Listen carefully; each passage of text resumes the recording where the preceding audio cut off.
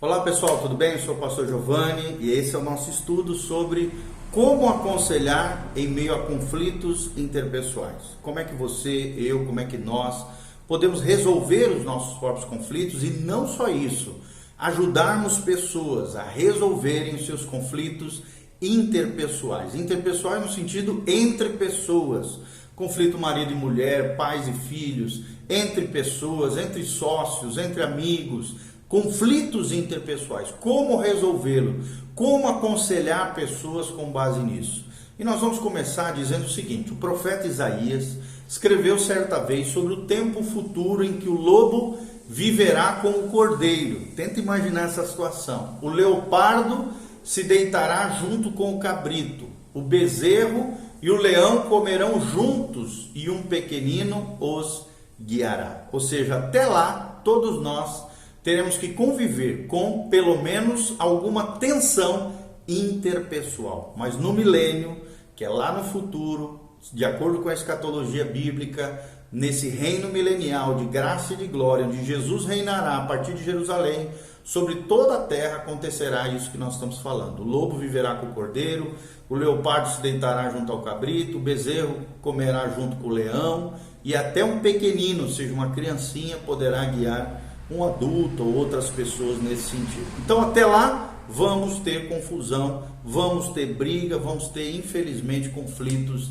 interpessoais. O conflito social, irmãos, aprenda, é inevitável num mundo repleto de pessoas pobres espiritualmente, ou então às vezes até que têm recursos limitados, muitas vezes têm pouca liberdade de escolha, ou precisam depender uma das outras. De acordo com um pesquisador norte-americano da Universidade de Michigan, temos diante de nós o desafio de controlar o aumento das tensões entre os indivíduos, sim, e entre as nações. Para quê? Para que possamos então evitar conflitos interpessoais destrutivos entre as pessoas e também guerras, tanto entre pessoas como entre as nações. Ou seja, conviver bem com as pessoas requer o desenvolvimento de características pessoais, tais como autoconhecimento, bondade, preocupação com outros, sensibilidade e principalmente muita paciência.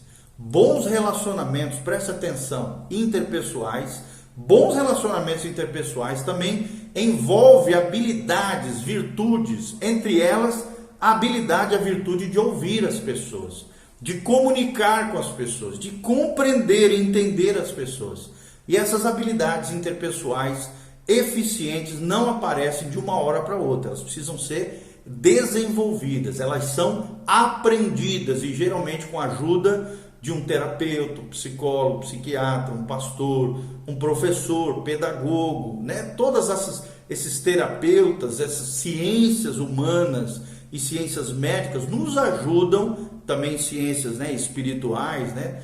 Esses terapeutas de casal e todos esses especialistas em aconselhamento podem nos ajudar nessas diversas áreas da vida, ok? Primeiro destaque que nós trazemos para vocês aqui, começando com o básico. Como é que eu posso começar com o básico com relação aos meus relacionamentos interpessoais? E não só isso, como é que eu posso ajudar pessoas nos conflitos que elas tiverem entre pessoas, interpessoais? O amor, querido, raramente é mencionado na literatura sobre aconselhamento, seja bíblico ou secular. Mas é um tema dominante na palavra de Deus, principalmente no Novo Testamento. Foi o amor que motivou Deus a enviar Jesus Cristo ao mundo para morrer pelas almas perdidas. Ou seja, para Deus, e também deve ser para nós, o amor é considerado o maior de todos os atributos e é tão crucial no cristianismo que se torna a marca registrada dos crentes. Deus é amor, e aquele que conhece a Deus, que caminha com Deus, que está conectado com Deus, precisa também amar. Uma das metas, né, quando você está aconselhando pessoas, é ajudarem as pessoas a se tornarem mais amorosas, mais graciosas umas com as outras, né? Tem pessoa que teve uma criação muito difícil, criado na ponta da bota, a ferro e fogo. Às vezes o pai ou a mãe foram sargentões, né? Pessoas extremamente duras, manipuladoras, legalistas. Então nós vamos ter que ajudar as pessoas a se tornarem mais graciosos, mais amorosos. E em qualquer situação de aconselhamento, começamos sempre ouvindo as pessoas, tentando entender o problema delas, mas também precisamos demonstrar amor e às vezes, através de uma conversa sobre isso, né, sobre as dificuldades interpessoais das pessoas, aconselhando pessoas, nós chegaremos a uma solução desses problemas. Procure sempre descobrir se o aconselhando que você está ajudando, procurando ajudar, é regenerado, é nascido de novo, já é um cristão genuíno, verdadeiro. Diga-lhe que a rendição completa a Jesus Cristo pode mudar sim as nossas atitudes, as nossas vidas. Portanto, o nosso relacionamento com Deus é mais importante do que até o relacionamento com os outros. E a maneira como nós nos relacionamos com Deus, sim, vai refletir nos nossos relacionamentos humanos. Presta atenção no que nós vamos falar. Não é correto dar a entender que os problemas de relacionamento desaparecem imediatamente quando entregamos a nossa vida a Cristo. A aquisição de habilidades também é importante. O desenvolvimento, como nós estamos falando, dessas virtudes se tornam com elas mais eficazes quando a pessoa tem um espírito de amor, um espírito paciente, domínio próprio, que nós mencionamos, e outros frutos do Espírito que se encontram lá em Gálatas capítulo 6, tá bom? Que é muito importante nós aprendermos esses 9 frutos do Espírito Santo. Se você for um conselheiro, terapeuta, educador, médico, psiquiatra, psicólogo, psicanalista, terapeuta de qualquer área de aconselhamento, em qualquer área ou esfera social, também precisa reconhecer que vai existir sim uma realidade. Nós cristãos cremos que existe também uma atuação demoníaca que está como em muitas bases de conflitos interpessoais. O poder do diabo, querido, não cede diante das técnicas de aconselhamento, a menos que o terapeuta, o conselheiro, seja fortalecido e guiado pelo Espírito Santo, conheça profundamente a palavra de Deus e ore constantemente por todos os santos, ou seja, não é os santos lá da igreja católica, não, mas por todos os cristãos, os filhos de Deus, inclusive por seus aconselhados, as pessoas que nós estamos ajudando. É muito importante para que a gente tenha vitória na luta espiritual. Paulo fala em Efésios 6, a nossa luta não é contra carne ou sangue, não é contra pessoas, seres humanos, mas sim contra principados, potestades, dominadores desse mundo tenebroso, príncipes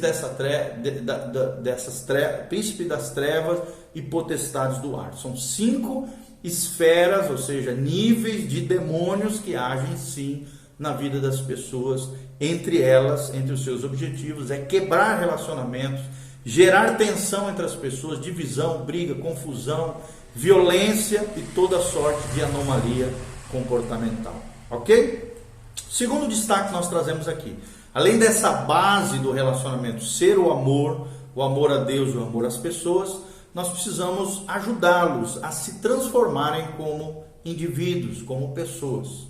Ou seja, sermos cooperadores com Deus na ação de transformação de indivíduos, de pessoas. Não que a gente tenha essa capacidade, mas nós podemos ser vasos usados por Deus, na graça de Deus, na direção do Espírito Santo, com a sabedoria divina, para ajudar as pessoas a resolverem os seus conflitos.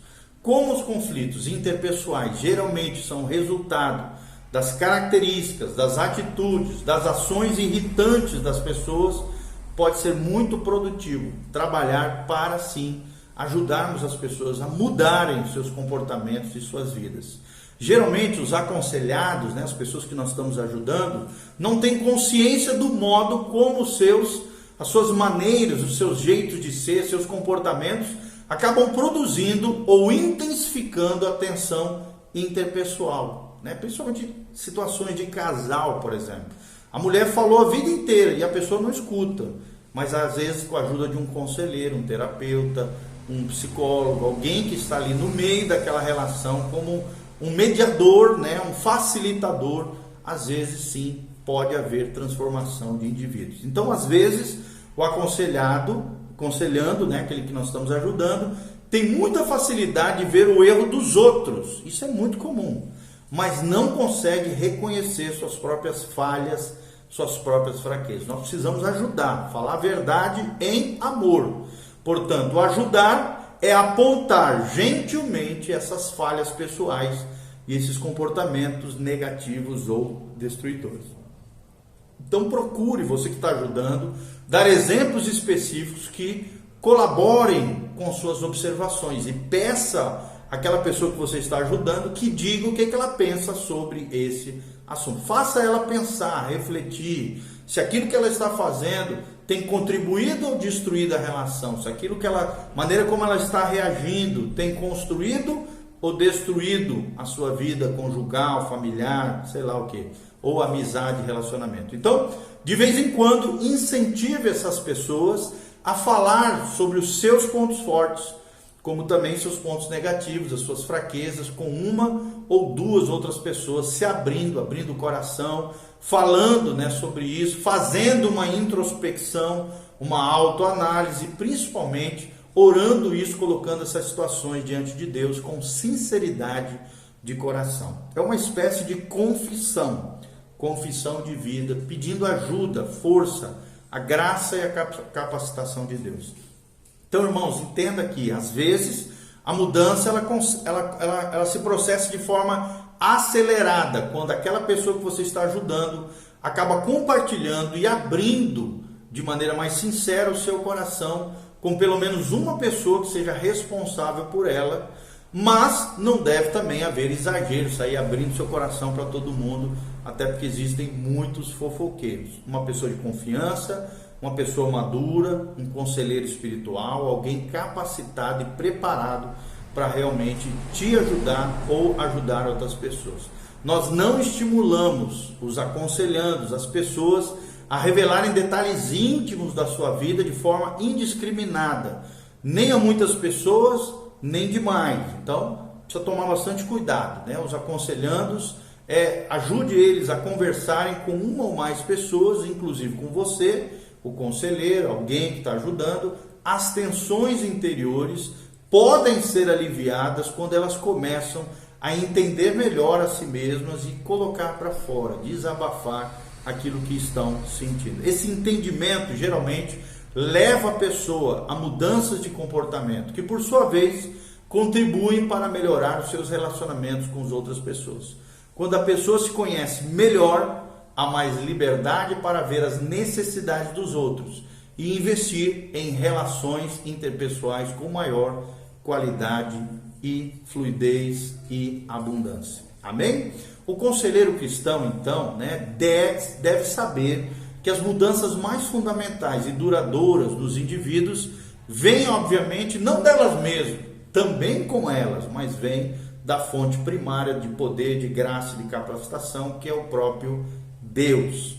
Ou seja, lembre-se, conselheiros e aconselhados, fala de um relacionamento constante e crescente com Jesus Cristo, para que você possa ajudar a quebrar, juntamente com Cristo, as barreiras que as pessoas têm entre elas e ajudá-los a se livrarem do rancor, da insensibilidade que acaba separando indivíduos e contribuindo, então, através da graça de Deus e dos princípios cristãos, as virtudes cristãs desenvolvidas nas pessoas a promoverem paz e unidade dentro dos relacionamentos. Ok? Terceiro destaque que nós trazemos para você: modelando bons relacionamentos. Como é que a gente pode construir bons relacionamentos? Modelar, construir, edificar bons relacionamentos. E nós vamos chegar na seguinte resposta: alguns aconselhandos, pessoas que você está ajudando, nunca tiveram a experiência do respeito mútuo, por exemplo. Foram criados de maneira muito ferina, doentia, juntamente com seus pais, parentes, familiares. Ou então elas não têm a experiência de um bom relacionamento com uma outra pessoa. Então a relação entre conselheiro e aconselhando pode sim ser um modelo de atenção, respeito e de interação positiva entre duas pessoas. Por exemplo, é tão importante que muitos conselheiros acreditem que pode haver sim uma relação saudável, amistosa e às vezes até afetuosa, claro, que de maneira pura, não erótica, sensual, fundamental, normal, natural, às vezes até paternal, maternal, para o sucesso do aconselhamento. Até porque vocês sabem, nós cristãos fomos chamados para exercer o quê? O discipulado. Ao mesmo tempo que nós somos chamados para sermos discípulos de Jesus, também fomos chamados como conselheiros, irmãos, irmãs. Todo crente foi chamado para ser discípulo de Jesus e discipulador de outras pessoas. Então é muito importante criar esse ambiente de atenção, de respeito, de aceitação e de interação positiva, amistosa, exemplar, relação afetuosa, amigável, espiritual com aquelas pessoas que nós estamos ajudando. Às vezes é necessário, sim, haver confrontação, discussão de assuntos até dolorosos, mas o conselheiro também deve procurar dar estímulo, motivar, ajudar, impulsionar, ser uma mola propulsora para que a pessoa se desenvolva e crie essas virtudes que nós estamos falando aqui. Geralmente, isso é só o começo na construção de relacionamentos melhores, mas quando as pessoas são encorajadas por um conselheiro realmente espiritual, costuma ser mais fácil resolver problemas e com o tempo ter a satisfação de encorajar outras pessoas. Amém? O quarto princípio que nós vamos falar, nós vamos estar abordando no próximo vídeo, no vídeo a seguir, que é ensinar a resolver conflitos, ok? Então continue conosco, nós vamos falar um pouquinho mais sobre esse assunto tão importante, estimulando a resolver conflitos. Deus te abençoe, que a graça e a paz de Deus venha sobre a tua vida, o teu coração, em nome de Jesus. Amém e amém. Siga-nos nas redes sociais que estão aqui, dá um joinha, faz seus comentários e aqui está todas as maneiras como você pode contribuir com esse ministério de pregação da palavra de Deus. Um abraço, Deus nos abençoe, continue conosco. O próximo vídeo vai falar como nós podemos ensinar, tanto aprender com a gente mesmo, né, a nossa vida, a resolver conflitos interpessoais, como ajudar e motivar a outras pessoas, ajudá-los a resolverem conflitos interpessoais. Que Deus os abençoe, a graça e a paz de Jesus. Amém e amém.